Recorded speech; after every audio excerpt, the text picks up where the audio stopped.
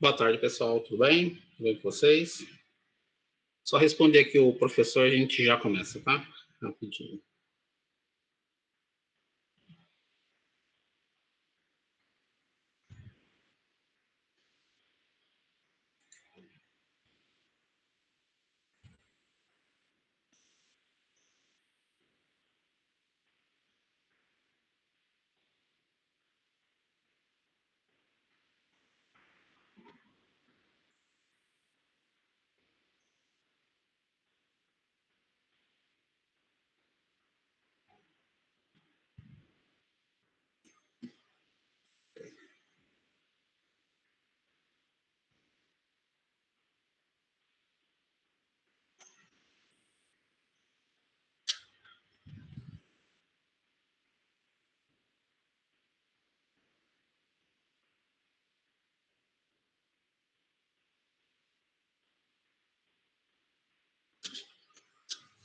Vamos lá, então. Então, boa tarde, pessoal. Tudo bem com vocês? Tudo tranquilo, né? Então, hoje a gente vai ver aquela parte de processos de expansão, né? Que é o finalzinho do capítulo lá que a gente começou a ver, o capítulo 6, né? Na segunda-feira a gente não deu para a gente continuar porque estava uma chuva muito forte, então aí internet e depois acabou a luz aqui em casa, tá? Mas aí a gente continua, tá? Então, pessoal, o que a gente tinha visto na aula passada, a gente viu o processo, né, de escoamento em dutos, né? Nós vimos alguns conceitos, né? Algumas equações de balanço, né? Tanto de massa, né? De energia, de entropia. Ficou faltando essa última parte aqui do capítulo 6, que são processos de expansão. Vocês vão falar sobre alguns equipamentos, né, que a gente vai ver, que é os processos de compressão, bombas, ventiladores, sopradores, que vocês vão fazer o trabalho lá, que a gente ficou combinado para o final do nosso semestre, tá? Então, hoje, a gente vai ver em específico o processo de expansão, a parte de turbinas, né, que é bastante utilizada na indústria, né, principalmente, né, para você fazer o escoamento de um determinado fluido, né, de uma parte para a outra da indústria, tá? Então, vou acessar aqui o material para a gente começar, tá? Deixa eu ver se já está aqui. Tá. Eu já disponibilizei também o material para vocês na internet, lá no AVA, desculpe, tá? Onde vocês também já podem estar consultando lá, tá? Então, pessoal, basicamente, pessoal, a turbina, ela é formada por essas partes aqui que estão aqui demonstradas para vocês, tá? Em específico, a gente trabalha bastante com turbinas a vapor, justamente pelo fato da sua alta pressão, né? Você promover o escoamento de determinado fluido de uma parte a outra, então você utiliza esse tipo de equipamento. Então, basicamente, pessoal, a turbina ela é formada por um eixo, né? Mancais de deslizamento, alguns rolamentos de carga axial, os discos, as lâminas, os bocais, os selos e a carcaça em si. Mas, afinal, o que é cada uma dessas partes, tá? Então, para começar, a primeira parte de uma turbina é o eixo, que ele é montado internamente à carcaça através dos mancais de deslizamento. Então, se você for pegar uma foto aqui, pessoal, o eixo nada mais é do que esse tubo aqui de metal, né, que vocês podem ver na foto, que fica bem no centro da turbina. É nele que você monta os demais acessórios, né, os discos e até as lâminas, e depois, pela lateral dele, você coloca a carcaça ou então o voltório para você fechar a turbina. Então, a primeira parte de uma turbina é o seu eixo, tá? Então, pela foto aqui que a gente pode ver, esse pedaço aqui de metal, né, de metal aqui, que fica bem no centro da turbina, ok? Depois do eixo, são montados esses mancais de deslizamento. Eles são responsáveis por suportar as cargas verticais e circunferenciais, né, de todo esse equipamento aqui. Nada mais é, pessoal, do que os mancais são essas tiras aqui de metal que fica ao longo do eixo, tá? Então é nele que vai suportar a carga, né, toda essa parte aqui, porque vai estar toda ligada aqui no eixo e toda essa parte vai estar o quê? Em movimento. Então ele que vai ser responsável por suportar as cargas verticais, né? E também circunferenciais, porque esse aqui vai estar o quê? Rodando, certo? Os rolamentos de carga axial, né? Eles resistem ao esforço provocado pelo fluxo de ar. Os rolamentos, nós sabemos, pessoal, são rolamentos mesmo, né, que ficam no interior desse tubo aqui, fica no interior desse tubo. Eles fazem com que, à medida que vai se movimentando, esse movimento aqui vai dando o quê? Sustentação e mobilidade para toda essa parte aqui que está aqui presa, tá?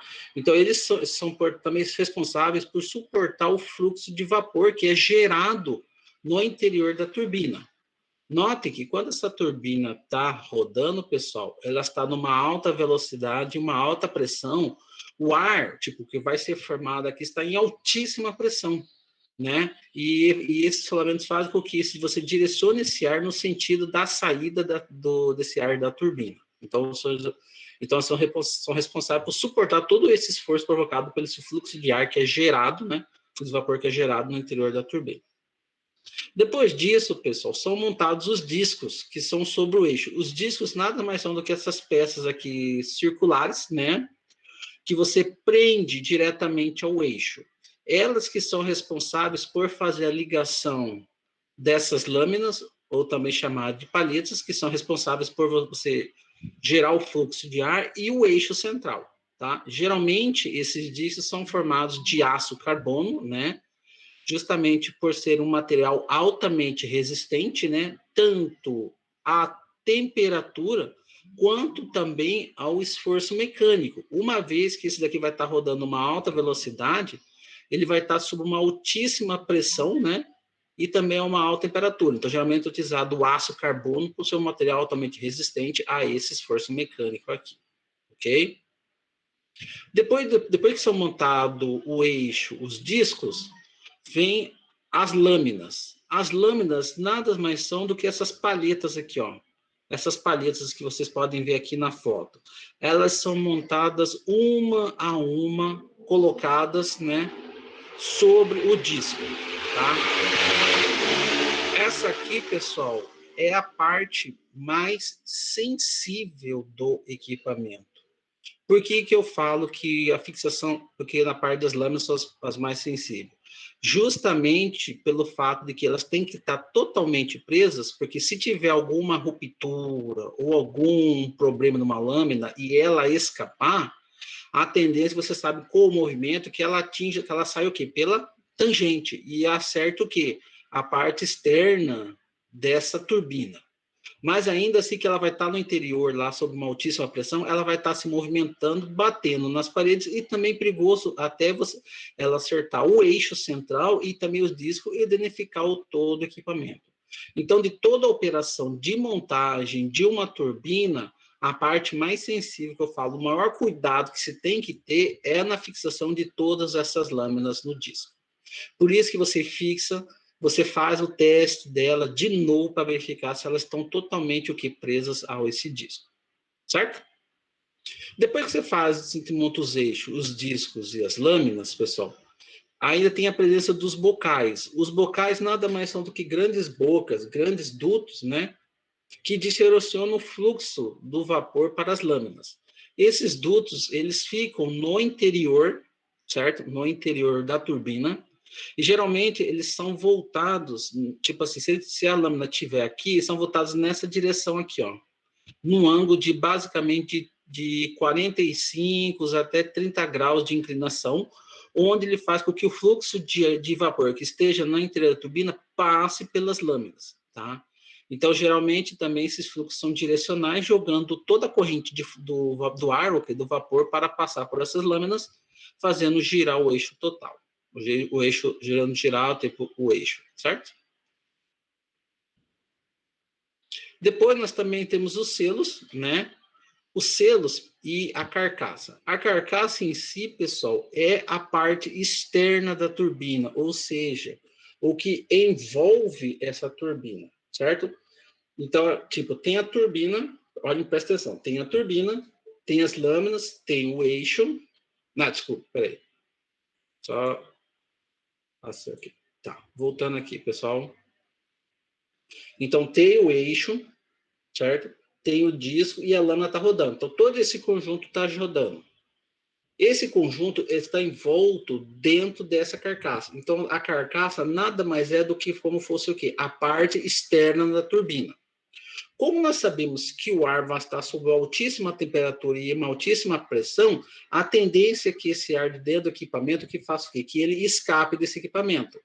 Como esse equipamento, a parte dele não é contínua, ele é formado por secções, você coloca uma secção, coloca outra secção e coloca outra secção. Entre essas secções temos o que, pessoal? Nós temos vãos, não é? E a tendência é que o ar escape por esse vão é grande. Então, o que que ele faz? Ele coloca esse selo, que nada mais é do que uma placa metálica sobre esse vão, impedindo que o ar saia entre esse espaço aqui. Então, geralmente, esse selo, pessoal, além da placa metálica, ele faz a aplicação de um material, né, colante ali, justamente para evitar, né, que quando esse ar está ali, ele expanda um pouquinho essa placa e forme fissuras ali. Então, é colocado tipo um material colante ali para evitar também que se escape esse vapor dentro do equipamento, tá? Tem que se tomar muito cuidado, pessoal, porque esse equipamento ele é totalmente pressurizado, né? E vocês sabem que a diferença de pressão do interior dele para fora, o meio externo, é uma diferença bem significativa. Então, no processo de montagem desse equipamento, tem que tomar muito cuidado para que não haja fissuras ou vazamentos dele. Porque vocês sabem como que é, né, pessoal? Chega uma hora que o ar tende a escapar, vai batendo, até que vai desgastando o material. Então, tem que tomar assim, um cuidado todo com relação a esse equipamento, certo? Mas, afinal, quais são os materiais que são empregados na construção desse equipamento? Como que é feito? Tá? Então, vamos lá, pessoal. Os critérios de escolha do material empregado na fabricação dos componentes da turbina dependem fortemente do quê? Primeiro caso, pessoal, das condições de serviço, ou seja, com que temperatura que você vai trabalhar e com que pressão que ele vai atuar. Então, depende muito. Se for uma temperatura muito alta, uma pressão muito alta, você tem que utilizar um material que altamente resistente, para ele resistir a essa temperatura e pressão. Agora, se for umas temperaturas e pressões um pouco mais baixas, não há necessidade de um material altamente resistente. Pode-se utilizar um material comum, tipo um aço, né? Um aço normal que resista a essa condição. Além disso, pessoal, tem que ser levado à sua dimensão. Se vai ser um equipamento de pequeno, médio ou de grande porte. Então, a dimensão aí entra bastante no custo da aquisição do material. Se for um equipamento muito grande, necessariamente o material que ser utilizado, uma maior quantidade de material, consequentemente, seu preço final será maior. Certo? Do tipo de fabricação também é levado bastante em consideração. Se vai ser para altas pressões, para baixas pressões, para as pressões moderadas, então depende do tipo de fabricação que você vai utilizar também, certo? Além desses, pessoal, que tipo de esforço está submetido o componente, certo? Se vai ser forças axiais, forças centrípetas, altas pressões, altas temperaturas, se ele vai ter um volume considerado, quais são os esforços ali que estão ali presentes ali. E também, pessoal, além de tudo, não podemos esquecer, nós engenheiros, temos que avaliar a parte econômica, né? Os seus aspectos econômicos. Vocês sabem que um material a uma temperatura, tipo um equipamento a alta temperatura e alta pressão, ele tem um preço considerável. Aí vai em conta o que, pessoal? Além do material utilizado, a parte de energia. Se é um equipamento grande, consequentemente vai gastar também. Além disso, tem que se pensar o que, pessoal? Na sua manutenção, porque esse equipamento vai ter que parar, vai ter que fazer uma vistoria, e nesse caso você vai precisar de funcionários, né, capacitados para você fazer essa parte. Então, os aspectos econômicos, tanto de fabricação, de utilização e de manutenção, também tem que ser levados em consideração. Certo? A capacidade dos materiais para desempenhar o papel que lhe é designado define e controla mediante, ou seja, como que vai ser seu equipamento. Então, aí, pessoal, você tem que analisar quais são os esforços mecânicos presentes, né? Aceleração centrípeta, né? Tudinho, né? O esforço, né, do material, tensão ali que ele está presente, certo? Ensaios químicos, certo? Porque dependendo do tipo de vapor que você vai trabalhando, se for um vapor corrosivo, né? Pode provocar o desgaste do material desse equipamento, então você tem que ver que tipo de propriedade química do vapor que você está trabalhando. Se for ar, por exemplo, o vapor d'água, o vapor mesmo normal, não tem problema nenhum. Agora vamos supor que seja o vapor com um determinado produto ali, né, que cause corrosão. Então tem que fazer alguns ensaios para saber, né, a resistência desse equipamento, certo? Os ensaios metalográficos, por exemplo, uma coisa é você trabalhar com equipamento de aço, outra coisa é você trabalhar com equipamento de aço carbono. Você introduzir mais um elemento químico que aumente a resistência desse equipamento. Então, aí você tem que levar até que ponto esse material suporta, né? Você sabe que uma alta temperatura e uma alta pressão, a tendência desse material é dilatar, sofrer expansão. Mas ele vai expandir até que ponto? Será que essa expansão pode comprometer o equipamento? Sim ou não? Então, isso daí você tem que fazer alguns ensaios, né, para você saber disso. E também ensaios elétricos, né, porque esse equipamento tem uma geração, ele está ligado a uma corrente elétrica, né? Então, ele precisa saber até que ponto, né, se essa variação da energia, da eletricidade desse equipamento vai prejudicá-lo, né? Por exemplo, você está funcionando o equipamento e do nada corta energia. Então, qual que é o comportamento do equipamento? É parar repentinamente ou ele parando devagar? Como que é? Então, são feitos alguns ensaios também, certo? Então, esses ensaios, pessoal, são realizados geralmente em peças acabadas, né, quando já está pronto, ou então no processo de fabricação. Geralmente, pessoal, em processos de fabricação são partes específicas desse equipamento. Não é todo equipamento que você faz ensaios em processo de fabricação. Se vocês forem ver, duas peças se destacam no processo de fabricação. Primeiramente, são as suas lâminas, certo? Para você testar essas lâminas, então, você faz o processo durante o processo de fabricação, para ver se vai dar uma resistência considerável. E também os discos. Por que os discos, pessoal? Porque ele que vai ser responsável por ligar o eixo a toda essa plataforma aqui. Então, esse material aqui é bom que se faça o seu teste justamente no processo de fabricação, para ver se vai dar um material altamente resistente àquelas condições que você está trabalhando, certo? Ok? Tranquilo? Então, esses aqui são os ensaios que são levados em consideração. As partes críticas, pessoal, de uma turbina são aquelas que estão em contato com esse vapor, seja de alta pressão ou então também de alta temperatura. Por quê, pessoal? Porque as características mecânicas do metal se modificam bastante com a elevação de temperatura. É o que a gente acabou de falar. Uma peça metálica muito tempo em contato a uma condição de alta temperatura e uma alta pressão, a tendência dessa peça é que ela se expanda. Mas ela se expanda até que ponto? Será que essa expansão não vai provocar fissuras nesse metal? E chega uma hora que ele começa tipo, desgastar esse material e é perigoso quebrá-lo, danificar o equipamento? Então, tem que ser levado em consideração essas condições que você está trabalhando. E os materiais que escolhidos, pessoal, eles devem apresentar as seguintes características. Primeiro, boa resistência à oxidação, claro, porque vai estar em contato com esse vapor, né? E também a corrosão, né, pessoal? Porque isso aí é natural do metal, né, pessoal? Em contato, uma alta temperatura, uma alta pressão constante, ele vai provocar o processo de corrosão na peça metálica. Apresentar boa estabilidade estrutural sobre elevada temperatura durante um tempo prolongado. Esse equipamento, pessoal, não fica ligando de um dia para o outro, ele fica rodando o quê? Semanas, até meses rodando ininterruptamente. Então, esse equipamento está sempre funcionando 24 horas, rodando 7 dias na semana, o mês inteiro. Então, esse material tem que resistir a essa temperatura por esse tempo considerável. Então, tem que ser um material bom, né? Altamente resistente. Apresentar dureza superficial para resistir à erosão. Claro, né, pessoal? Porque à medida que está rodando ali, o que acontece, né? Aquele ar está em constante atrito com a peça metálica.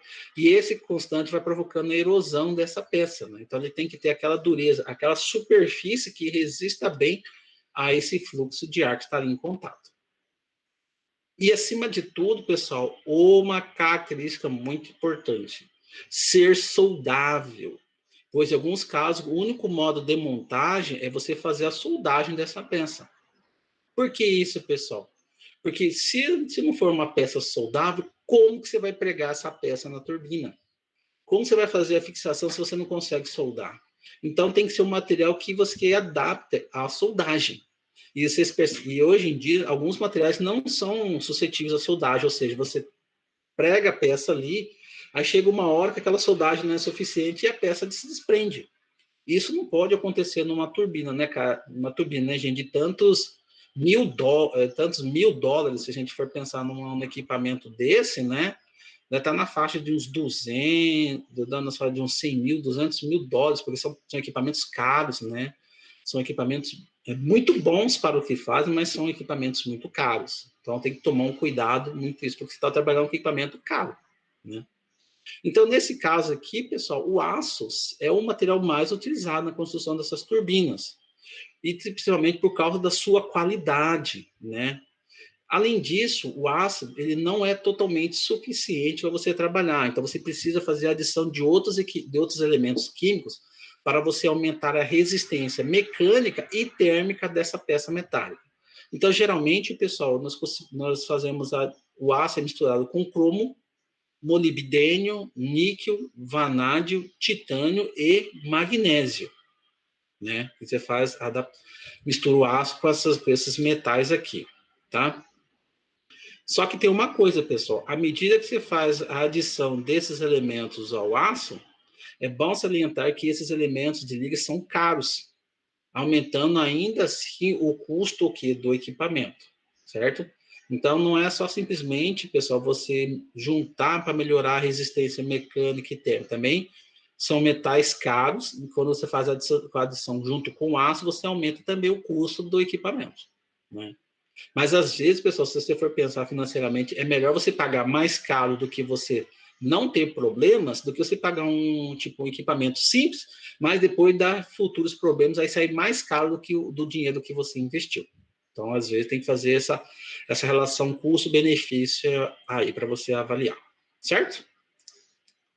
Agora, pessoal, nós vamos falar sobre a carcaça ou estator, também chamado de roda fixa. A carcaça, como falam, é essa parte externa aqui da turbina. Então, o eixo com os discos e as palhetas, né, estão aqui no interior e eles estão envoltos por essa carcaça aqui, ó. Ou seja, essa peça metálica que fica na parte externa, né,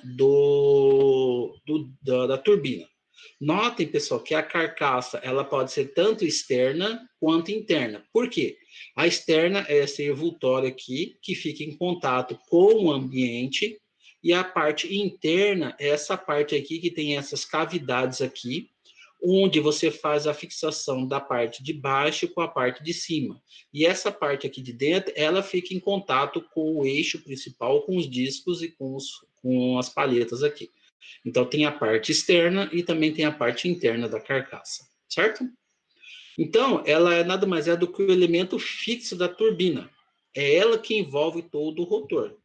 E sua função é transformar a energia potencial, no caso a térmica do vapor, em energia cinética através dos seus distribuidores. Ou seja, ela que é responsável por direcionar todo o fluxo de vapor que está aqui dentro da turbina para as palhetas, para o disco, né? Transformando essa energia térmica em energia cinética, certo? Então, as funções da carcaça é dar suporte a esses mancais, né? Posicionar os diafragmas, né? Através dos anéis de vedação e selos mecânicos. Diafragmas aqui, pessoal, é no sentido de são aqueles anéis que direcionam o fluxo de ar tá aqui para as palhetas, certo? Anéis de vedação são esses anéis aqui que você fixa uma parte a outra aqui, tá? Dessas duas partes da carcaça, fazendo com que ela fique o quê? Uma parte inteira, né? Uma peça única, ok? E também dá suporte, né, aos distribuidores, no caso, também, que são eles que direcionam também o fluxo de ar junto com os diafragmas. No caso, os distribuidores, eles direcionam. O diafragma, ele controla o fluxo de ar em todos os estágios da turbina, certo? Uma coisa interessante, pessoal, que ele falou aqui no começo, é a parte fixa. É a única parte da turbina, pessoal, que não se move. Ela fica fixa, porque se você for pensar nos outros elementos, tanto o rotor, quanto os mancais, quanto os discos e as lâminas ou palhetas, todas estão em movimento. Todas estão girando aqui ao redor do quê? Do eixo. Então, a carcaça é a única parte que não se move da turbina, é o elemento fixo, certo? E ela deve ser projetada eficientemente para permitir o movimento do vapor, né? Através dessas câmeras e também das lâminas. Então, ela que é responsável por direcionar todo esse fluxo de ar, de vapor aqui dentro, ok? Então, pessoal, ela também deve ser projetada para resistir. Mas deve resistir quais esforços? Os esforços causados pelas forças de reação, né? Nos distribuidores e nas lâminas. Vocês sabem, né, pessoal, daquele princípio de ação e reação. Se o vapor exerce uma pressão sobre a carcaça, a tendência é que essa carcaça também exerça aqui uma força, só que em sentido contrário a esse fluxo de ar.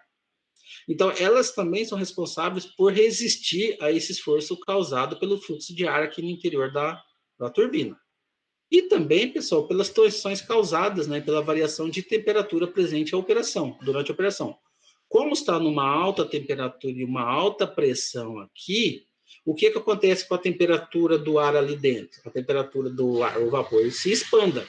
Então, essa expansão causa o quê? Tensão sobre essa superfície aqui da turbina, causando o quê? Tensões. Então, elas também são responsáveis por aguentar essa tensão causada, provocada pela variação de temperatura, certo? Geralmente, pessoal, de uma forma geral, as carcaças são bipartidas, horizontalmente, e unidas por parafusos com juntas metálicas entre elas.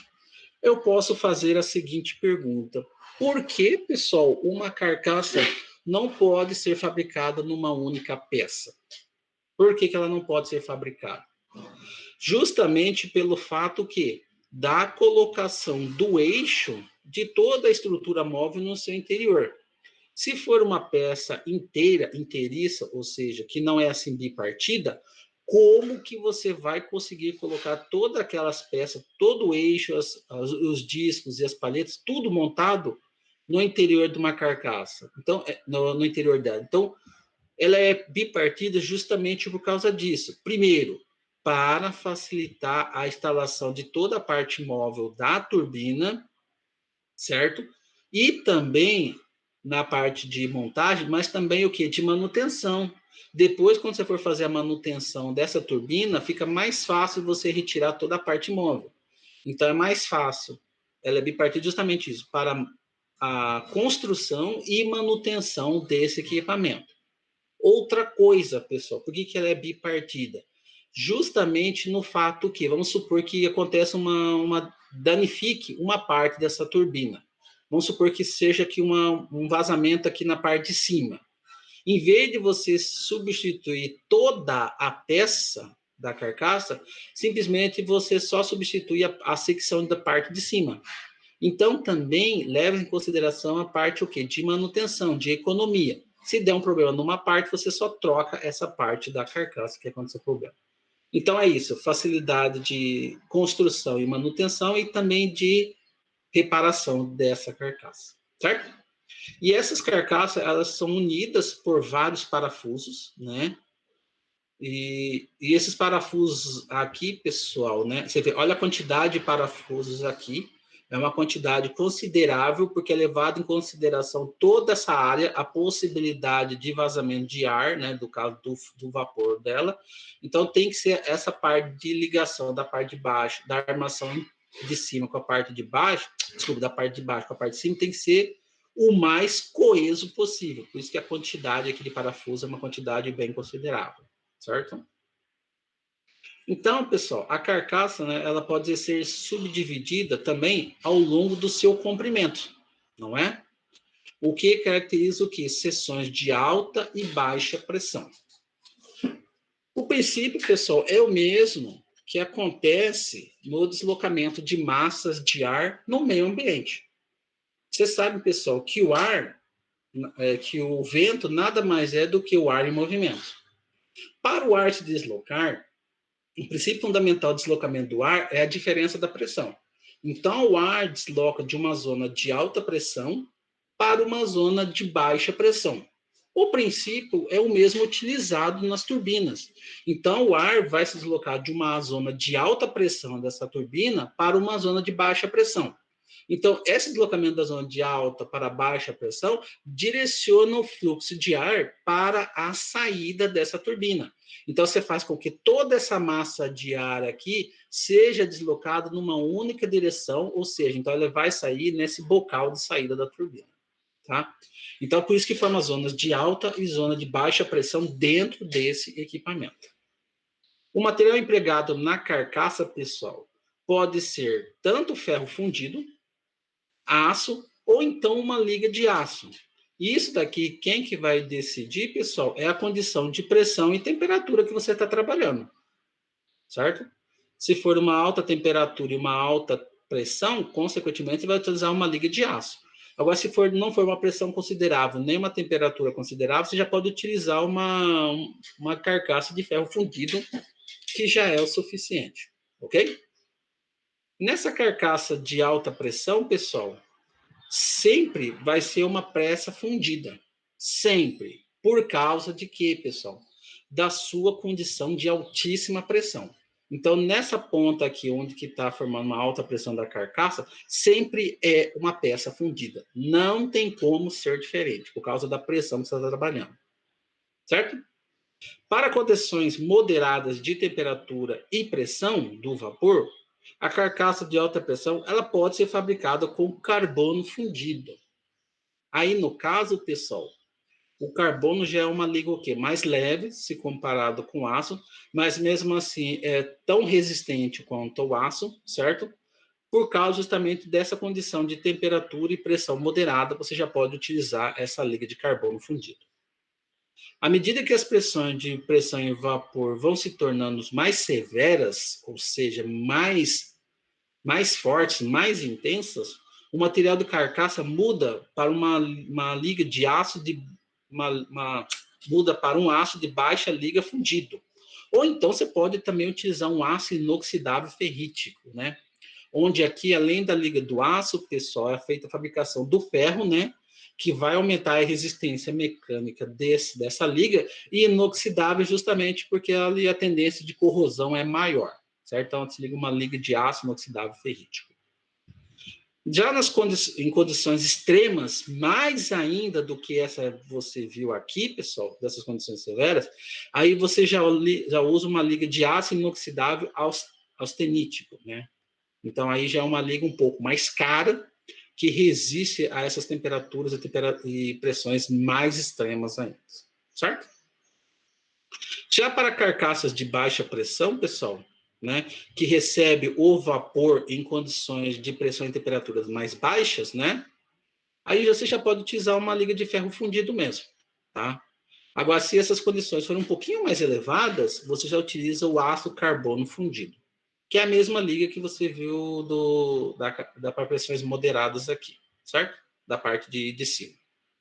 Em turbinas condensantes, pessoal, de potência elevada, ou seja, que uma parte desse vapor vai ser condensado formando líquido, é bastante comum, né, a adoção de uma construção soldada. Então, você já utiliza a solda justamente por causa disso. Então, aí você já utiliza, em vez de você utilizar uma ligas metálicas, você pode utilizar chapas de aço carbono, que já resolvem o seu problema, que oferecem também como vantagens, né, uma maior rigidez, um menor tempo e custo de fabricação. Então, se demora-se, tipo, um quinto, demora-se, como que eu posso falar, menos 20% da construção, por exemplo, se vai durar, vamos supor, uns 4 dias para a construção dessa turbina aqui, se for de chapa de carbono, você consegue fazer em 3 dias. Então, você tem uma economia de um dia de fabricação. Então, você consegue fazê-la com tempo e também um custo menor, né? E também uma perfeita união do condensador, porque você, justamente na carcaça, porque você pode soldá-lo, certo? Então, tem essas vantagens aqui de você utilizar essa chapa de aço carbono, ok? Então, pessoal, as carcaças de alta pressão e baixa pressão, o que vai definir ela é justamente o que a gente havia falado, as condições de pressão e as condições de temperatura que a gente acabou de falar, certo? Então, aqui, ó, pessoal, geralmente esse sistema aqui, o PSI, né, PSI, né, e os graus Fahrenheit. Por isso que eu sempre falo para vocês, pessoal, conversões de unidades, né? Transformar isso aqui para em graus Celsius, quanto que dá? Transformar isso aqui para Pascal, quanto que dá, tá? Então, e todas essas faixas aqui de pressão e temperatura, pessoal, tem um material específico que você vai utilizar, certo? Se tiver na faixa de 600 PSI e 750 graus Fahrenheit, você pode usar uma liga de aço carbono fundido, certo? Já agora, se for na mesma pressão, mas uma temperatura um pouco maior, você já utiliza uma liga de aço carbono, mas junto com o quê? Com o molibdênio, certo? Aí aqui, você aumentando ainda mais a pressão e ainda mais a temperatura, você já deixa de utilizar o carbono, você já utiliza uma liga de aço, já incluso o que? O cromo mais o molibdênio, certo? E na faixa de 2000 PSI, aumentando ainda mais a pressão e aumentando ainda mais a temperatura, a mesma liga de aço, cromo, molibdênio, certo? Mas notem aqui, pessoal, que cada liga metálica, pessoal, ela tem uma especificação comercial. Uma coisa é você chegar lá, chega lá para o seu fabricante, eu quero uma liga de aço carbono fundido. Ele vai falar o quê? Vai falar o que você está pedindo. Então, geralmente, essas ligas têm uma designação comercial. Então, você quer o quê? Uma ASTM A216 grau WCB. Então, o cara vai lá no sistema, ele vai saber, você quer uma liga de aço carbono fundido que resista a uma faixa de temperatura e pressão, certo? Então, todas essas chapas, todas essas ligas metálicas têm uma identificação comercial, que é como fosse sua Identificação universal, como se fosse o RG, onde todo mundo sabe do que se trata, certo? Do mesmo modo, para as carcaças de alta pressão, também temos para as carcaças de baixa pressão. Cada liga metálica tem a sua especificação comercial, ok? Por isso que isso aqui, né, é muito importante que você se utilize, ok? Depois disso, pessoal, da carcaça, né, ou também chamado de estator, vamos ver a parte agora do rotor. O rotor nada mais é, pessoal, do que a roda, né, o que faz girar, é o elemento móvel da turbina, né, cuja a sua função é transformar essa energia cinética do vapor em trabalho mecânico. Então, o rotor nada mais é transformar aquela energia cinética, ou seja, a velocidade do vapor que está ali dentro, em trabalho mecânico, tá? Então, o rotor de uma turbina consiste em um eixo em que um ou mais discos são montados. Então, é aquele eixo que a gente viu, o rotor, certo? E nela você coloca os discos. Você pode colocar um disco, 2 discos, 3 discos, depende da quantidade de discos que você vai colocar. Os discos da turbina eles são montados por ajuste de interferência e chaveta e soldados ao eixo do equipamento. Isso daqui, pessoal, é uma parte que o engenheiro mecânico tem que ter um cuidado muito grande. Por quê? Porque esse disco vai estar diretamente ligado ao rotor. E ele não pode sofrer interferência desse rotor. Como assim? Ao fato de estar preso, se o rotor está girando, o disco também está o quê? Girando, certo? Isso é óbvio. A partir do momento que ele faz esse ajuste, o que acontece? Então, esse ajuste aqui, ele permite, vamos supor que seja, por exemplo, o rotor aqui deu um giro em falso. Deu um giro em falso. Esse disco aqui também deu um giro em falso. Então, esse aqui é um ajuste mecânico que eles fazem justamente para evitar que haja interferência desse rotor no disco. Isso faz com que, pessoal, diminua a incidência de erros nesse disco, né? Ou seja, ele comece o quê? A girar em falso. Então, esse aqui, pessoal, é basicamente um cuidado que eles utilizam justamente, né, para fazer o disco no rotor, certo? E geralmente, né, pessoal, são chaveados, ou seja, você colocar pinos, né? Você ligá-los através de pinos, ou seja, tipo pinos mesmo, os pinos, né? Ou então você soldá-los, né? Você fazer a aplicação de solda nesse rotor, certo? Para turbinas maiores ou para aquelas que operam em temperaturas maiores de 400 graus Celsius, esses discos aqui, eles são forjados no eixo. Então, eles já são totalmente já forjados, né, pregados no eixo, justamente pelo fato do quê? Pelo causa do seu tamanho e também por causa da temperatura. Nossa, galera, maior do que 400 graus Celsius. Imagine a condição operacional dentro desse equipamento, né? Deve ser uma condição o quê? Monstruosa, certo? Em todos esses casos, pessoal, é indispensável fazer o balanceamento estático e dinâmico de todo o conjunto. Então, você tem que fazer todo esse balanceamento para ver se ele vai estar todo girando perfeitamente, né? Se não vai ter nenhuma ondulação, se não vai ter um espaço ali, né? Porque ele tem que estar rodando perfeitamente, né? Por isso que é feito toda essa parte de balanço estático e também balanço dinâmico, desculpa. A tendência, pessoal, que você faça isso justamente porque se tiver um movimento vibracional aqui, impedir que todo esse conjunto também vibre, né? Porque você sabe que chegar toda hora ficar vibrando, chega uma hora que vai danificar esse rotor. Aí você vai ter que parar o equipamento, vai ter que fazer a substituição desse rotor ou desse disco, então aí já é um custo mais econômico, né? E também um custo operacional, porque esse equipamento vai estar parado, o processo vai afetar o processo, então tem que fazer todo esse cuidado, tá?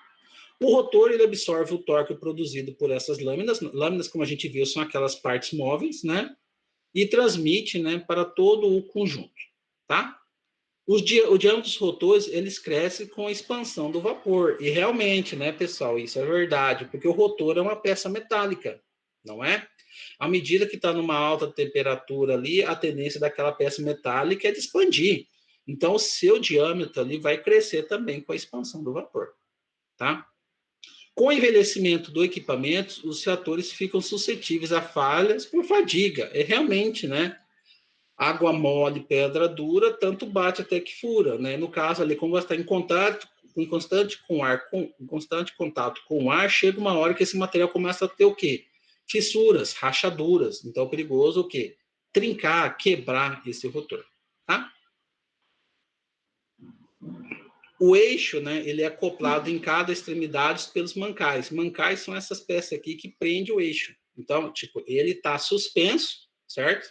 Mas porque ele não pode estar em contato com a carcaça. Então, como que ele vai estar em suspenso para evitar que haja o contato com essa carcaça de fora? Então, ele é preso por esses mancais, que é prego aqui, prego aqui. Então, ele segura o eixo, então ele vai rodando e evita que todo esse conjunto aqui bata, né, ou colida com a parte externa, com a carcaça. Certo? Ah lá.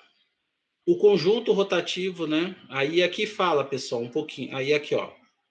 Aí fala aqui também do rotor, né? Fala um pouquinho do rotor, como que tipo de chapa metálica você usa. Geralmente, pessoal, geralmente você utiliza o quê? Barras laminadas de aço carbono, né?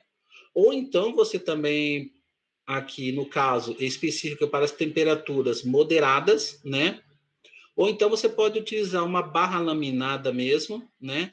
Ou uma peça forjada mesmo de aço, de liga de aço mesmo, né? Só que isso daqui é o quê? Para quê? Para temperaturas o quê? Mais elevadas. Então, se você for trabalhar com temperaturas moderadas, você pode utilizar uma barra laminada de aço carbono. Agora, se for para temperaturas mais elevadas, você utiliza uma barra laminada, né?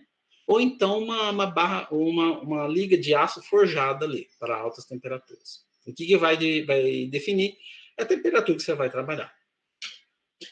Já as rodas, né, que fazem movimentar ali, que fazem movimentar o eixo, pode ser de chapas de aço carbono laminadas, né, para o caso de temperaturas moderadas, ou então discos já são forjados mesmo em liga de aço, quando você trabalha com altíssimas temperaturas. Certo? Ok? Então, aqui, ó. Aí aqui, né, tá o material, né? Tá o material aqui que você vai utilizar e também a sua especificação comercial, tá? Aqui no caso, pessoal, da construção não integral e construção integral, significa do seguinte modo: construção integral é quando esse rotor ele é o quê? Uma peça única, uma barra única. Nesse caso, você utiliza uma chapa de aço carbono. Agora, se for uma construção não integral, ou seja, no seu rotor principal você fazer ele por secções, por várias secções, tipo, você juntar ele não sendo não integral, não seja uma barra única, você já utiliza uma liga de aço cromo-molibdênio, tá? E aqui está a especificação da liga que você vai utilizar, ok? Até o momento aqui, pessoal, alguma pergunta, alguma dúvida? Alguma dúvida? Estão entendendo? Sim, professor, em relação à minha dúvida é em relação ao trabalho. Peraí, eu vou só aumentar aqui, pera um pouquinho. Tá bom. Oi, pode falar. A minha dúvida é em relação ao trabalho que o senhor disse ali em cima. Tem que ser Hum, quantas pessoas por grupo? o trabalho? Então, esse E, daí a gente vai definir depois, Ana. A gente tem que ver a então tá bom. quantidade de pessoas, né? Aham, E para a gente ver como a gente vai dividir os grupos. tá Mas bom. aí, tipo, na semana que vem eu dou a última parte, né? Aí a gente divide lá, tá bom? Então tá, obrigada. Então, galera, até agora, alguma pergunta do equipamento? Ficou alguma dúvida? Estão tranquilos? Estão entendendo bem? Tranquilo? Stephanie, beleza, pessoal? Tranquilo? Então tá. Qualquer pergunta vocês podem estar falando aí, tá, pessoal? Beleza. Então, nós já falamos da carcaça, da parte externa, já falamos do rotor, certo? Já falamos como que ele é feito, quais ligas metálicas já são utilizadas, né? Agora a gente vai ver a parte do expansor. Então, o expansor, pessoal, nada mais é do que você orientar o jato de vapor sobre as palhetas móveis. Então, o expansor, Deixa eu ver, não tem uma foto dele, vou ver se eu consigo pegar aqui. Expansor, pessoal. Deixa eu voltar aqui na figura anterior para vocês darem uma olhada, tá? Então, o expansor nada mais é do que canos, né? Tipo, é como fosse um cano, tipo um cano, ele direciona esse fluxo do vapor em direção da palheta, certo? Então, no interior dessa turbina, existe o quê? Tipo canos, tipo tubulações aqui. Então, tem aqui em cima, tem na lateral, tem na parte de baixo, que ele direciona todo esse vapor que está aqui dentro da turbina em direção dessas palhetas, fazendo ela mover. Então, aí o que acontece, pessoal? Transforma essa energia cinética em o quê? Em trabalho, ok? Mas, afinal, qual que é a função desse expansor, pessoal? Por que ele está ali no interior da turbina? É orientar esse jato de vapor sobre essas palhetas, certo? O que acontece? No expansor, pessoal, o vapor, ele perde pressão, certo? Só que, na medida que ele perde pressão, ele vai ganhar o quê? Velocidade. À medida que ele vai aumentando a velocidade, ele vai fazendo com que as palhetas, né, todo o conjunto formado pelo rotor e o disco, comece a girar mais rapidamente. E esse fato consegue transformar mais a energia cinética o quê? Em trabalho, certo? Esse expansor, ele pode ser convergente ou então convergente divergente. Convergente, como o próprio nome fala, é quando você consegue direcionar todo o fluxo de ar num certo ponto, numa certa direção. Então, vamos supor, eu estou aqui na turbina, eu tenho um expansor, eu vou jogar todo o fluxo de ar nessa parte de cima. Então, todos eles vão estar direcionados nessa parte aqui, fazendo que todo o fluxo de ar vai nessa direção. Ou então, ele pode ser convergente e divergente. Vamos supor que no momento que ele está girando, você percebe que tem uma queda do ar que não está passando na parte de baixo. Então ele direciona, ele pode converter e dirigir. Então ele é o que? Um expansor o que? Móvel, certo? Já nesse caso aqui do convergente em si, só convergente, ele é fixo. Ele vai aqui e ele só direciona um fluxo. Agora, quando ele é convergente e divergente, ele é o quê? Um expansor o quê? Móvel, certo? Então, conforme a sua pressão seja maior ou então menor, né? Do que 55% de toda a pressão que é admitida, ou seja, do que está na entrada desse equipamento, certo? Eles são montados em blocos, pessoal. Pode ser de 1, 10, 19 ou 24 ou mais expansores. O que vai definir a quantidade de expansores ali que eu vou colocar, pessoal? Principalmente o tamanho da turbina e também a potência que você vai trabalhar. Geralmente, turbinas grandes com uma alta potência, ele tem mais de 24 expansores. Então, o que vai determinar ali é o tamanho e a potência dessa turbina, tá? Terão formas construtivas específicas, né, de acordo com a sua aplicação. Então, aí depende do tipo de aplicação que você está falando, tá? Ok? Aí que fala um pouquinho dos expansores, né, que eles fazem essa aplicação. Eles podem ser de um estágio, de um estágio, ou pode ser também de vários estágios, né? Ou seja, ele pode expandir num determinado ponto e depois expandir em outro, Então, são vários estágios, assim. Então, depende, né, do tipo de turbina que você está trabalhando. Ok? E geralmente, pessoal, esses expansores, eles são peças, né, usinadas, né? Então, você faz a usinação dessas peças daí, ok? Aí que fala um pouquinho dos expansores, eles são formados por arcos, né? São arcos, né? São tubulações, né? Formados principalmente, pessoal, por uma liga de aço inoxidável ferrítico, com 12% de cromo. Aí você pode pensar comigo, professor, o cromo não é um elemento caro para você colocar no aço? Sim. Mas por que você utiliza uma liga de aço inoxidável ferrítico com cromo?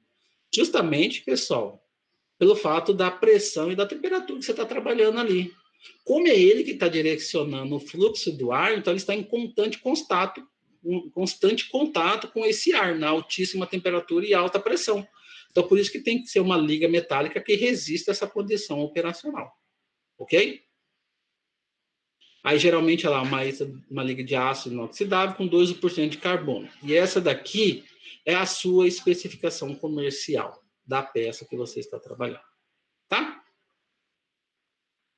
Depois disso, pessoal, nós temos os diafragmas, que é aquele próprio conceito lá que a gente vê no pulmão, né, pessoal, do diafragma, de expandir, expandir. de comprimir e expandir.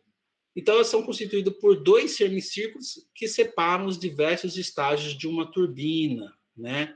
Então, se você for ver, pessoal, o diafragma, olha lá, a foto aqui, o diafragma com anel de palheta. Então, o diafragma são essas peças aqui, ó. São essas peças circulares aqui, né? São essas peças circulares, tá? Olha lá, são constituídos por dois semicírculos, olha lá. Um semicírculo, olha lá. Dois semicírculos. Desculpa, aqui, ó. Esse aqui e essa parte interna aqui, ó. O diafragma aqui, tá? Desculpa. Então, eles são fixados na carcaça, né? Como que eles são fixados na carcaça? São fixados através de alguns anéis aqui que prendem, né? Nessa parte aqui, na carcaça, certo? Só que diferente da carcaça, pessoal, diferente da carcaça, esse diafragma está em movimento, A carcaça não, tá? Aí, no caso, pessoal, como esse diafragma ele vai estar em constante contato também com o ar, porque ele que vai controlar o fluxo, então, geralmente, tem que ter um material também, né, altamente resistente, né? E aí, no caso, qual é o material que a gente utiliza aqui nesse caso do diafragma? Geralmente também é uma liga de aço carbono molibdênio, né?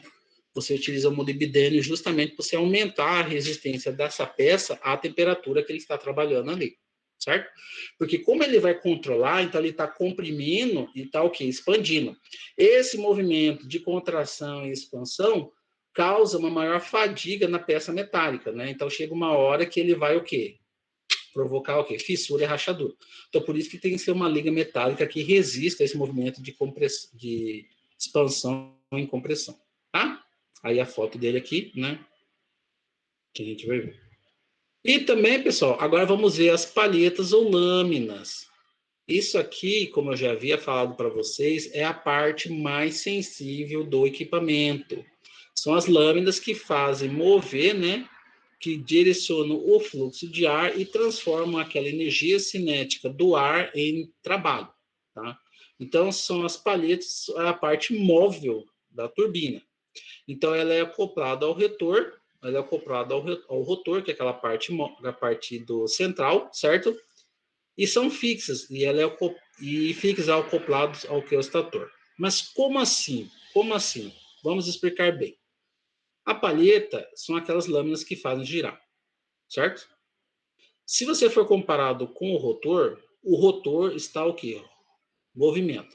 Então, com relação ao rotor, elas são móveis. Já com relação à carcaça em si, elas são consideradas como sendo fixas. Aí depende o que, pessoal? Do seu ponto de referência. Se você estiver trabalhando em função do rotor, elas são consideradas móveis. Se for trabalhar com relação à carcaça, são consideradas fixas. Por que isso, pessoal? Porque são elas que são responsáveis por orientar todo o vapor, né? Todo o vapor no interior dessa turbina e faz a transformação de toda essa energia cinética aqui do fluxo do ar em trabalho. Então, por isso, elas devem ser encaixadas com muito cuidado, principalmente em todo o equipamento, certo? Então, geralmente, são utilizadas peças usinadas. Por que peças usinadas? Porque no processo de usinação, você aumenta a sua resistência mecânica, certo? Porque ele vai estar em altíssima velocidade ali, né, pessoal? Então, tem que ser peças usinadas justamente para ele suportar aquela velocidade, né? Aquela velocidade que está ali, que está recebendo, certo? Mas, afinal, vocês podem perguntar para mim, mas, professor, como que é o desenho de uma palheta, né? O que acontece que essa palheta não voa, não sai na tangente do movimento dessa turbina? Ah lá. Então, se você for ver, pessoal, ah lá. Aqui nós temos o disco do rotor, certo? E essa daqui, a palheta em si, nada mais é, pessoal, do que todo esse conjunto aqui, todo esse conjunto aqui. Então, se você for ver, pessoal, a palheta, ela é formada pela espiga. A espiga nada mais é do que tipo uma peça metálica que liga essa parte aqui da palheta à sua base, certo? Então, ela é montada inteira, né? Essa peça aqui, ela é acoplada à sua base através da espiga, certo? E notem que essa base aqui, ela tem esse desenho característico aqui, ó. Pode ser assim, ou então ela pode ser assim. Porque qual que é o conceito aqui, pessoal? Aqui é o conceito de tentar diminuir a tendência que tem dessa peça aqui voar, né? Sair, né? do disco. Então, por isso que é feito a montagem manual de cada palheta, tomando-se o cuidado que ela esteja totalmente e perfeitamente encaixada no disco do rotor, para que ela não escape, certo? E essa montagem aqui, pessoal, ela tem uma função. Justamente, olha lá, a função, dependendo do tipo de encaixe aqui, se é esse encaixe ou esse encaixe, você vai direcionar a montagem da palheta. Ou seja, se vai ser uma palheta que vai ser montada na vertical, ou ela vai ser o quê? Um pouco o quê? Inclinada. Se ela for um pouco inclinada, a tendência é que você utilize esse tipo aqui de encaixe, que diminui mais a tendência dela escapar. Agora, se for uma palheta colocada na vertical, você já utiliza esse tipo de encaixe aqui, ó, da palheta com o disco do rotor, certo? Aí aqui, ó, o desenho das partes aqui, ó, da palheta lá, como vocês podem ver. Vocês verem, pessoal, que é montada lá, ó, o tag tá montando aqui, palheta por palheta. Então, de toda a montagem da turbina, é a parte da fixação da palheta, é a parte mais demorada. É o tempo maior que se gasta justamente, né, pelo fato de ser a parte mais sensível do equipamento, tem que se tomar um pouquinho mais de cuidado, né, na fixação dessa palheta na turbina, ou seja, no seu rotor, ok? Ah lá, ó. Aí aqui ainda falando da palhetas, pessoal, ah lá, ó. Aqui está o conjunto aqui. Aqui, ó, aqui fala com relação ao fluxo de ar e a velocidade numa palheta. Notem aqui, ó, pessoal, que quando a palheta está acoplada no seu movimento, né, a velocidade, né, ela aumenta em que sentido? De baixo para cima ou de cima para baixo? O que vocês acham? Como vocês acham? Onde que vai ter maior velocidade? Na ponta dessa palheta ou na base dessa palheta? O que vocês acham? Na ponta, você acha que é na ponta? Quem mais que acha que é na ponta, pessoal? Ou na base dessa palheta? Hum? E aí, Stephanie? E aí, Emanuel? E aí, Felipe, onde vocês acham que vai ter maior velocidade? Na ponta ou na base dessa palheta? A Ana e o Emanuel falaram na ponta. Quem mais? Vamos lá, Stephanie. Na onde que está a maior velocidade? Anne? Na base? Na base? Não. Então vamos analisar aqui, pessoal. Vamos lá voltar aqui a figura. Ah lá. Analisando aqui a figura, pessoal. Ah lá, ó. Aqui tá meio embaçado, né? Você vê que tá meio cheio aqui, né? Ele colocou muita coisa aqui, né? A maior velocidade aqui que ela vai adquirir, pessoal, é o quê? Principalmente o quê? Na ponta dessa palheta. Na ponta. Por que isso, pessoal? Justamente pelo fato quê? Porque aqui, nesse ponto aqui, a área de contato é o quê? É um pouco menor, não é? Mas aí você poderia pensar, mas professor, não deveria ser uma área de contato um pouco maior? Se você aumenta a área de contato, você aumenta o quê? A resistência, né, desse ar com escoamento. não é? Se você aumenta a área de contato, você está aumentando a resistência desse fluxo de ar. Como na ponta dessa palheta, vocês podem ver aqui, olha lá, tem essa, olha só, tem essa variação aqui, ou seja, é mais fina, você diminui essa área de contato, então aqui o que acontece? Esse ar, ele se movimenta aqui um pouco mais rápido, então ele não tem tanta resistência ao material do que com a base, certo? Então isso justamente justifica o fato de que o que? Ah lá, na base dessa palheta ser um pouco mais grossa e na ponta ser um pouquinho mais fino, justamente porque se diminui a área de resistência ao movimento do ar, consequentemente você aumenta a velocidade. Se você aumenta a velocidade, a tendência é o quê? Que essa peça seja toda o quê? Puxada para cima, não é? Porque você está movimentando mais, a tendência é você está o quê? Puxando mais ainda essa peça. Então, a tendência aqui que a velocidade na ponta seja maior do que aqui. Então, por isso que nesse caso aqui, pessoal, se você fizer uma inclinação maior da palheta, ou seja, você adquire uma maior velocidade, consequentemente, você vai ter o quê? Uma maior potência desse equipamento. Então, tudo isso daí é levado em consideração, pessoal. E geralmente, quando você vê aqui na montagem da palheta, ó, você vê que é uma palheta do lado da outra, não é? Olha lá, ó. Olha lá, uma palheta do lado da outra. Por que a montagem é feita da seguinte forma?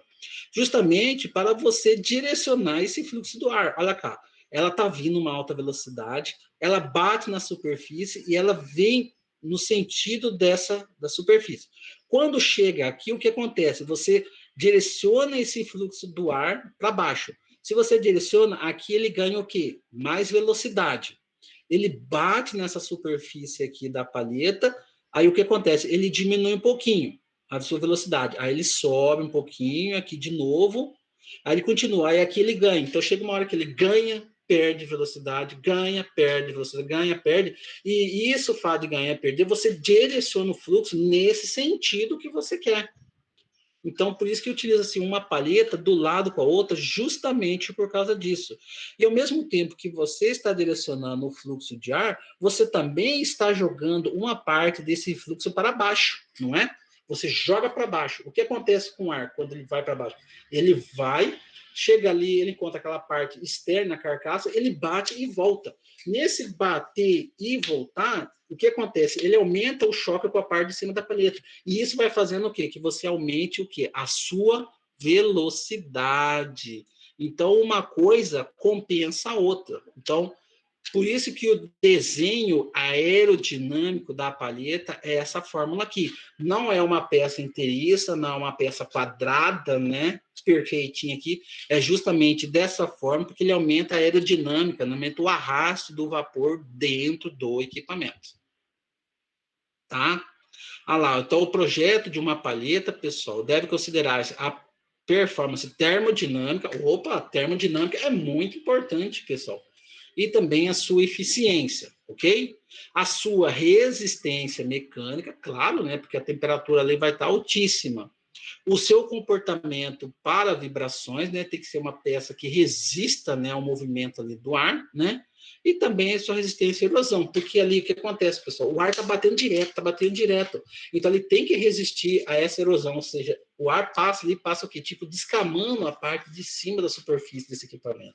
Então ali provoca um processo de erosão violento ali. Então tem que resistir a essa erosão, tá? Para garantir a confiabilidade operacional das palhetas, todos os fabricantes, todos possuem laboratórios, certo? Onde eles submetem essas palhetas a ensaios exaustivos. Não é um, não é dois, é três ensaios, pessoal. São vários ensaios. Você faz ensaio toda hora para você saber se essa palheta está resistindo. Ok? Geralmente as palhetas, pessoal, são sempre feitas de aço inoxidável ferrítico, com uma porcentagem de 13% de cromo. Naquelas peças metálicas que a gente tinha visto anterior, qual que era a porcentagem de cromo que a gente trabalhava, pessoal? Ah lá, era de 12. Aqui a palheta, como ela recebe uma maior pressão e uma maior temperatura, então tem que ser uma quantidade um pouquinho maior de cromo. Mas um pouquinho maior de quantos? De 13%, ou seja, 1%. 1%, pessoal, é uma diferença significativa. tá? Por se tratar de um material altamente resistente, né? Faz uma diferença bem significativa. E por que a gente utiliza esse material? Porque ele apresenta boa resistência mecânica e também as temperaturas elevadas. Possui uma boa capacidade de amortecimento de vibrações e também uma boa resistência a essa erosão. Tá? As palhetas de pequena altura dos estágios iniciais da turbina, ou seja, bem no comecinho da turbina, quando o ar está entrando na turbina, que é a parte de admissão, eles recebem o vapor a alta pressão e a alta temperatura. Então, são normalmente obtidos por usinagem, a partir de barras laminadas a quente. Tá? Agora, palhetas de maior altura, ou seja, depois daquele estágio de admissão, à medida que vai entrando no ar, vai sofrendo o processo ali de expansão, vai movendo os discos, vai movendo as palhetas ali, certo? Já você utiliza o que, pessoal? Peças laminadas a frio. Por quê? Porque a pressão ali já não é tão grande assim. Certo? Então, a pressão é grande na entrada. Né? Então, por isso você utiliza barras laminadas a quente. Aí, depois que, à medida que ele vai transformando, né, em trabalho mecânico, a pressão vai diminuindo, consequentemente, a temperatura vai diminuindo, você já pode utilizar barras laminadas a frio. Ok? As palhetas de grandes dimensões, né, dos últimos estágios, ou seja, de turbinas também, que uma parte desse vapor condensa, né, já são obtidos através de forjamento. Então, aí já é um processo um pouquinho diferente, justamente já pensando nessa possibilidade de uma parte desse fluido, desse gás condensado, tá?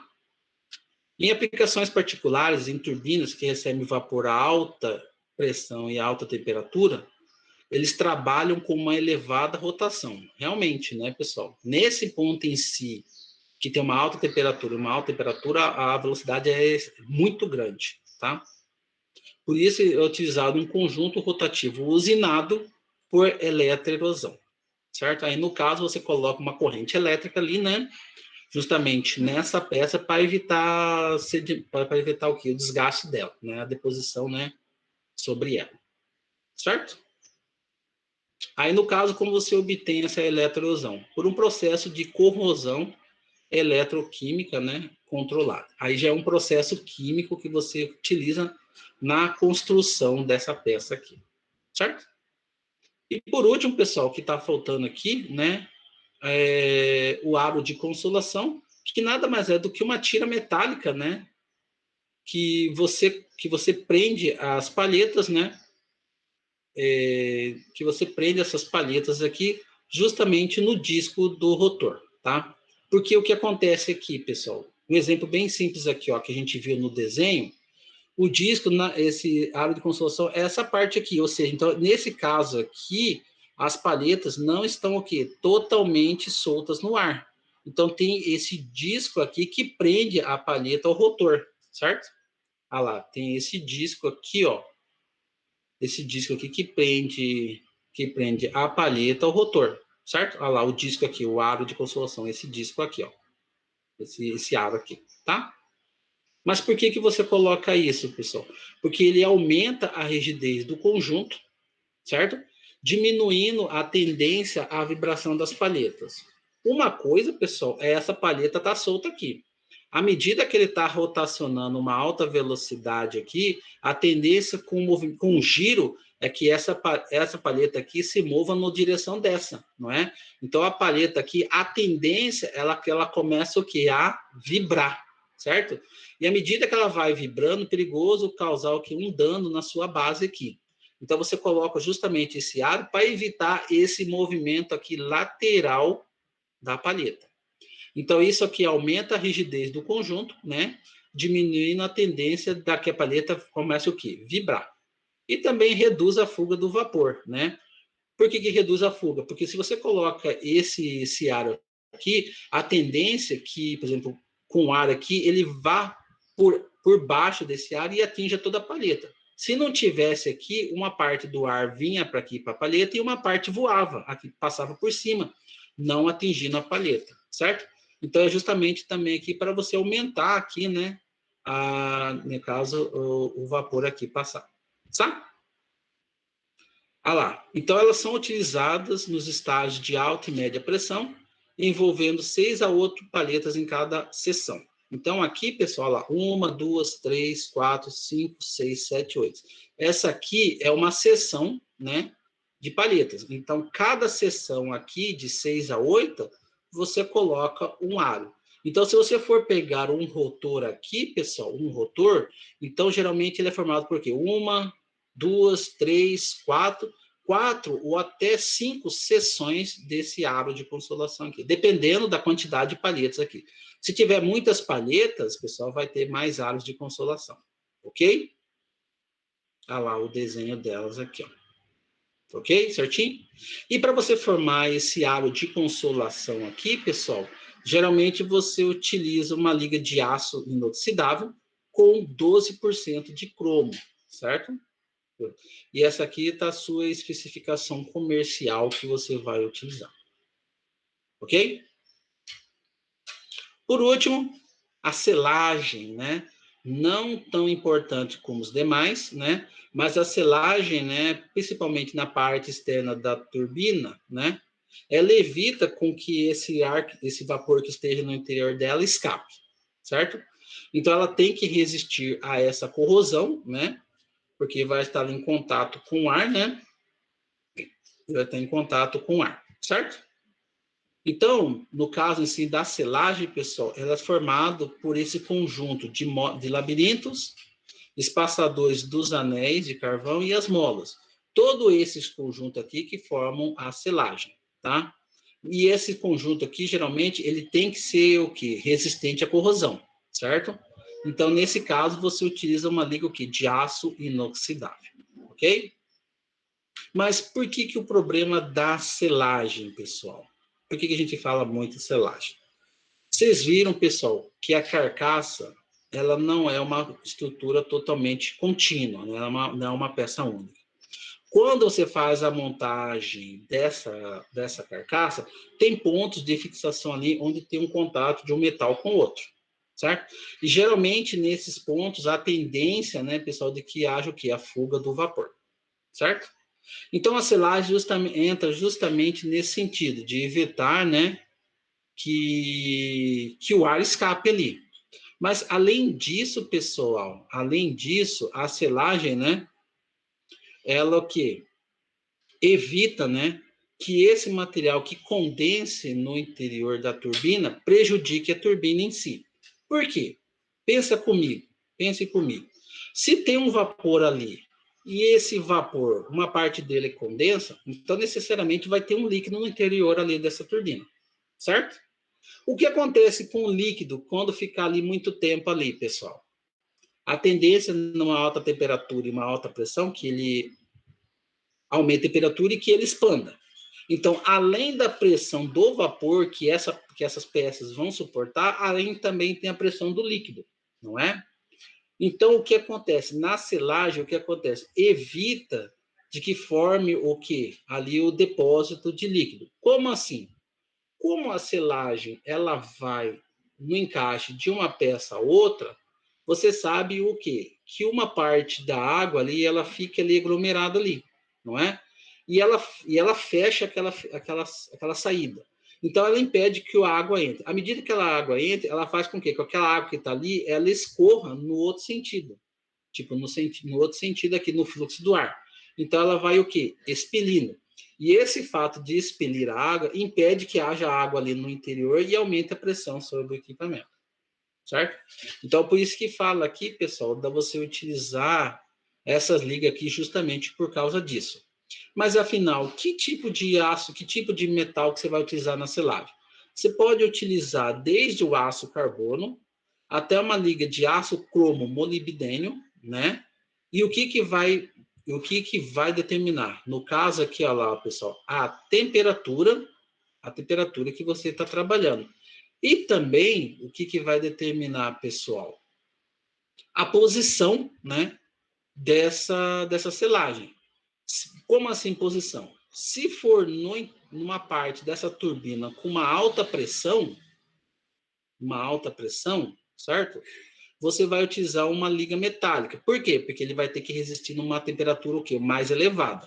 Se for numa região de baixa pressão, Então, você vai utilizar outra liga metálica, porque ali você está trabalhando o quê? Com uma baixa pressão. Então, além da temperatura, a pressão ali é outro fator também que influencia que tipo de material que você vai utilizar, certo?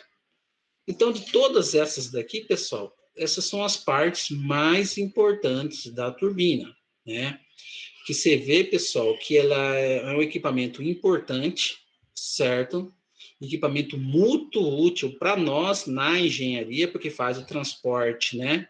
De um fluido, né? De uma determinada parte para outra, e também faz a conversão dessa energia cinética em trabalho mecânico, tá? Ok? Pessoal, alguma dúvida?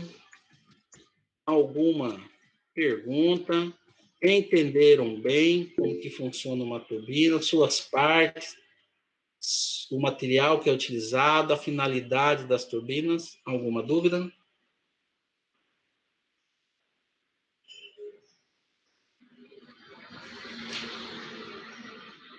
Entenderam? Ah, que bom que vocês entenderam, pessoal. Que bom, tá? Que bom que vocês entenderam. Espero que vocês tenham gostado, né? É uma parte bem interessante, né? Eu, quando dei aula na Federal do Paraná, eu era professor de operações, então eu pegava esses equipamentos, né? Falava parte por parte desses equipamentos. Eu não até falava assim, ah, professor que fala bastante, fala tudo, mas não é, pessoal. Você tem que falar todo ele para você entender o equipamento, né? Saber como que funciona em todas as suas partes, tá? Espero que vocês tenham gostado, espero que vocês tenham entendido, né, a parte de turbinas, tá? E esse aqui é o finalzinho do nosso capítulo, certo? Então, só falta um capítulo para nós terminarmos a disciplina, que é a parte de refrigeração. Como a própria Ana, né, tinha falado com relação ao trabalho daqueles equipamentos que, que a gente já havia falado na aula passada, de compressores, bombas, sopradores, ventiladores, eu vou ver a quantidade de alunos que estão matriculados e na aula que vem eu vou falar assim, ó, galera, então vamos formar tantos grupos de tantas pessoas. Aí você já começa a fazer um levantamento do equipamento e depois mandar o trabalho, ok? Certo? Felipe, Ana, Renata, Stephanie, Ana, Emanuel, Anne, Natália, tudo certinho? Então, beleza, galera. Então, por hoje é só, tá? Agradeço a presença de vocês. Se não tem mais dúvidas, a gente fica para sexta-feira, né? A gente termina, certo? Então, boa tarde e tudo de bom pra vocês. Obrigado vocês, né, pessoal, por terem assistido, tá? A gente se vê na sexta. Valeu, gente. Um grande abraço.